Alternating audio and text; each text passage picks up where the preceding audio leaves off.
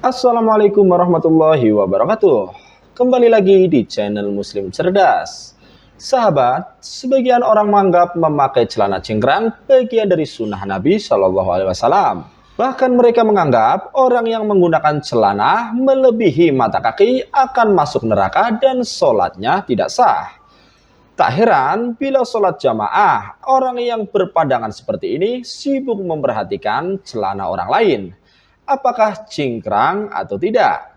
Sebab mereka memahami urusan celana berpengaruh pada keabsahan sholat. Ustadz Abu Huraihan menjelaskan bahwa bercelana cingkrang adalah sunnah dari Nabi Muhammad SAW.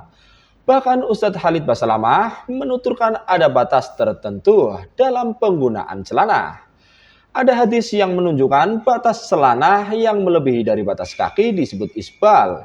Ustadz Khalid Basalamah pun menjabarkan hal itu. Kerap dijumpai kaum muslimin yang memakai celana cingkrang. Orang-orang yang bercelana demikian adalah menghindari isbal. Ustadz Khalid Basalamah menjelaskan dalam memahami masalah isbal secara umum dan khusus. Kasus hadis Nabi Muhammad SAW soal dosa-dosa besar masalah isbal. 3 golongan yang paling berat siksaannya di hari kiamat yaitu orang yang pertama musbil, orang yang tertutup mata kakinya bagi laki-laki.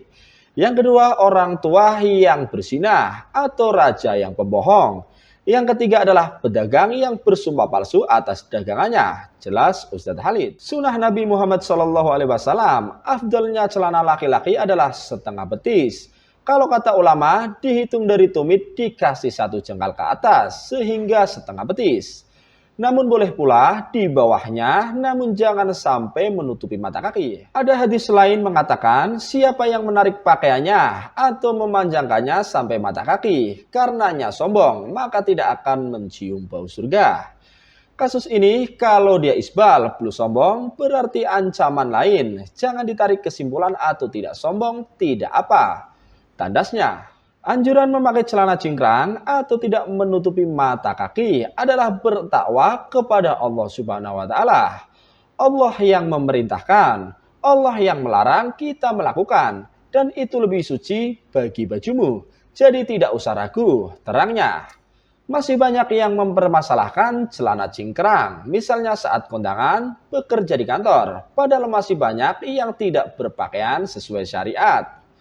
Ustadz Khalid Basalamah pun menghimbau waspada pada bisikan-bisikan iblis yang memperbesarkan sesuatu dan menutup mata dan hati umat muslim untuk sebuah kesalahan. Ikhwan Salafi yang menghukumi sunnah memakai celana cingkrang adalah hasil dari kias pada hadis larangan isbal atau memanjangkan pakaian di bawah mata kaki, maupun keumuman hadis larangan isbal pada pakaian.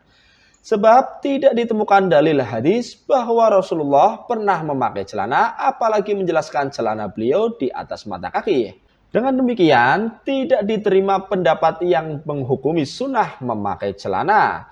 Sebab hal itu adalah hukum syariat yang tidak dapat ditetapkan kecuali dengan hadis sahih atau hasan. Sementara hadis yang melarang isbal adalah teks berupa ishar. Ishar sendiri adalah pakaian yang dikenakan di tubuh bagian bawah. Dalam kitab-kitab hadis, celana memiliki bahasa sendiri, yaitu sirwal, jamak sarawil. Sementara sirwal ini tidak masuk dalam teks hadis larangan isbal, memanjangkan pakaian melebihi mata kaki. Berikut ini adalah hadisnya. Dari Salim, dari ayahnya Abdullah, dari Nabi SAW bersabda, isbal terdapat dalam pakaian bagian bawah tubuh, gamis dan surban. Barang siapa menjulurkan ketiganya ke bawah mata kaki secara sombong, maka Allah tidak akan melihat kepadanya dengan rahmatnya di hari kiamat. Hadis riwayat Abu Daud.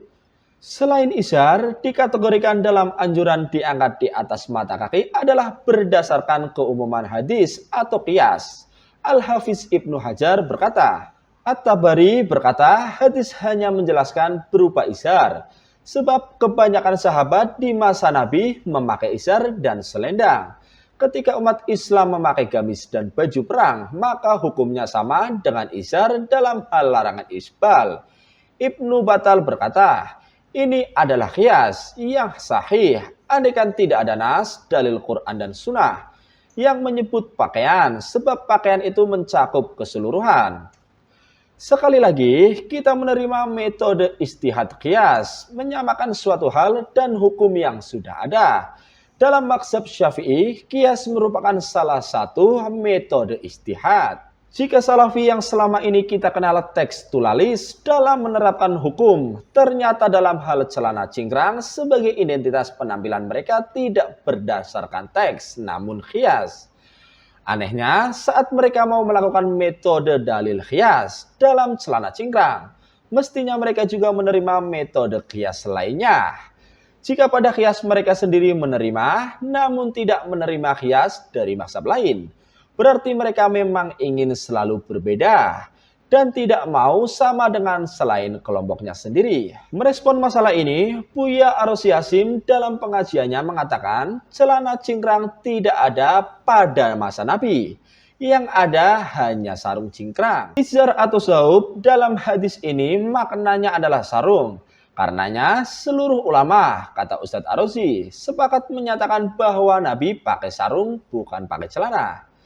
Kenapa Nabi pakai sarung? Rasulullah memakai pakaian yang lazim digunakan pada masa itu. Beliau tidak menggunakan pakaian yang berbeda dengan kaumnya. Malah dalam sebagian riwayat dikatakan bahwa memakai pakaian yang berbeda dengan mayoritas penduduk, termasuk bagian dari libas al-syurah yang diharamkan dalam Islam.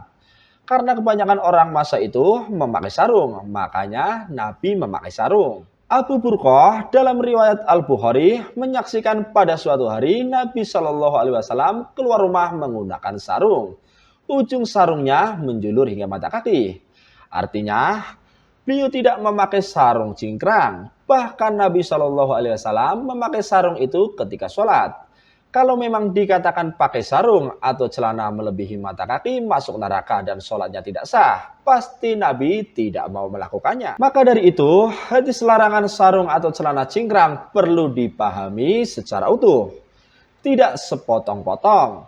Memang ada larangan untuk memakai sarung cingkrang.